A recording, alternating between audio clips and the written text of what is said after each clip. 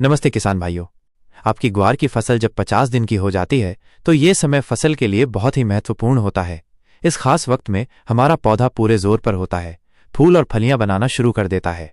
अगर इस दौरान हमने अपनी फसल का ठीक से ध्यान नहीं रखा तो फूल झड़ सकते हैं और इसका सीधा असर हमारी कुल पैदावार पर पड़ेगा। हमारी फसल कमजोर हो जाएगी और हमें उतना फायदा नहीं मिल पाएगा जितनी हम उम्मीद करते हैं। तो आइए जानते हैं कि इस अहम समय में आपको क्या क्या करना है, बिल्कुल सही और सटीक तरीके से। 1. फूलों को झड़ने से बचाने के लिए खास स्प्रे। ये स्प्रे फूलों को गिरने से रोकेगा और फलियों को बेहतर ढंग से विकसित होने में मदद करेगा, जिससे आपको अच्छी पैदावार मिलेगी। सबसे पहले 1 लीटर पानी लें। इसमें 1 मिलीलीटर NaA नेफ्थालीन एसिटिक एसिड मिलाएं। यह पौधों के हार्मोन को संतुलित करने में मदद करता है।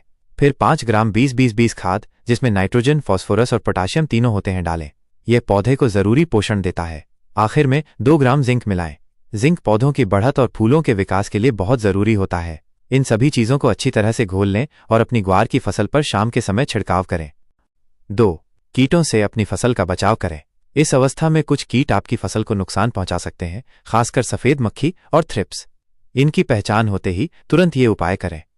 अगर आपको अपनी फसल पर सफेद मक्खी या थ्रिप्स दिखाई देते हैं तो 1 लीटर पानी में 1 मिलीलीटर रोगर दवा मिलाएं। इस घोल का अपनी पूरी फसल पर अच्छी तरह से छिड़काव करें ताकि कीटों का हमला रोका जा सके। 3. फफूंदी और पत्ता झुलसा रोग से सुरक्षा। बारिश या ज्यादा नमी के कारण इस समय फफूंदी या पत्ता झुलसा जैसे रोग लग सकते हैं, जिससे पत्तियां खराब हो सकती हैं। अगर आपको अपनी फसल में फफूंदी या पत्ता झुलसा के लक्षण दिखते हैं तो साफ या कैविएट में से कोई भी एक दवा लें। इस दवा का 2.5 ग्राम 2.5 ग्राम प्रति 1 लीटर पानी में मिलाकर घोल तैयार करें।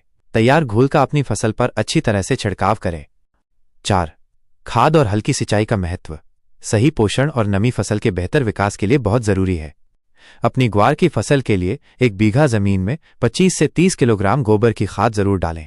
गोबर खाद मिट्टी की उर्वरता बढ़ाती है और पौधे को धीरे धीरे पोषण देती है।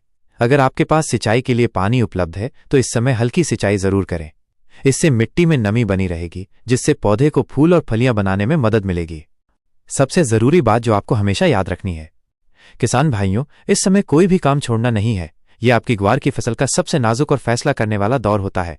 अगर आपने इन जरूरी कामों को समय पर नहीं किया या दवा और खाद की सही मात्रा नहीं दी तो आपकी फसल कमजोर पड़ सकती है, फूल और फलियां झड़ सकती हैं और इससे आपको मिलने वाला मुनाफा आधा रह जाएगा।